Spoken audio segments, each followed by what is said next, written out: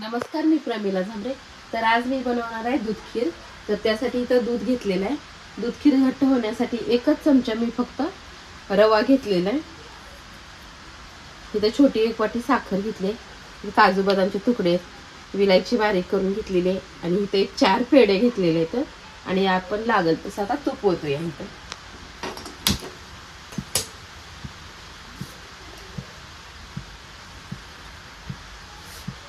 तर मी 1-2 चमचे घट्टसर तूप ओतून घेतलेलं आहे।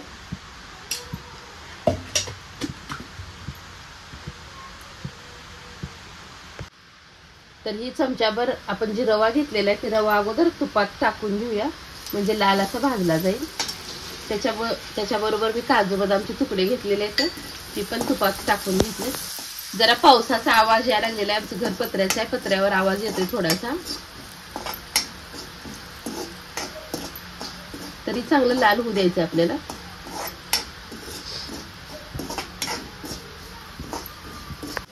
तर आता रवा छान असा फुललेला पण आहे आणि लाल पण झालेला आहे। तर मी आता ह्यात दूध ओतून घेते।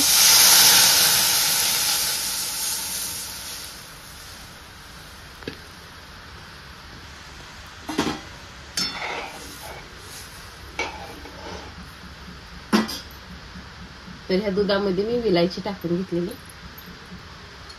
आपल्याला अगोदर एक 5 मिनिटं दूध असं उकळू द्यायचं आहे चांगलं।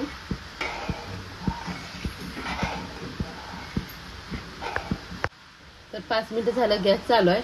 छान अशी आपली दूध खीर शिजते, त्याचा रवा पण फुगतोय आणि ह्याला जाडसरपणा घट्टपणा पण येतोय। मी आता ह्यात 1 वाटी साखर टाकून घेतली। तुम्ही गोड किती खाता त्याच्या अंदाजाने साखर टाकून घ्या। दूध खीर गोड असेल तरच चांगली लागते चपाती सोबत किंवा पुरी सोबत खाण्यासाठी। तर ते छान असं उकळतंय। मी ह्यात 4 पेढे घेतलेले तर ती पेढे टाकून मिक्स करून घेते।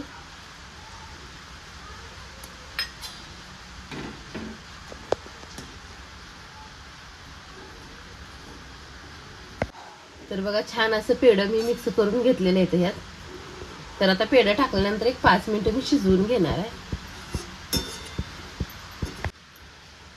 तर बघा किती छान अशी आपली दूध खीर झालेली आहे, एकदम टेस्टी। एक चपाती खाण्याऐवजी माणूस 2 चपात्या खाते। जास्त घट्ट पण केली नाही का, तर चपाती सोबत खायला यावी बुडवायला, त्याच्यासाठी मी थोडीशी पातळ ठेवलेली आहे। तुम्हाला जर आणखी घट्ट करायची असेल तर आणखी थोडे वेळ दूध आटवायचं किंवा 1 चमच्याच्या ठिकाणी 2 चमचे रवा वापरायचा आहे। आणि पेढा घातल्यामुळे ह्याचा कलरही बदललेला आहे। तर मी एका वाटीमध्ये काढून घ्यायला लागले थोडीशी।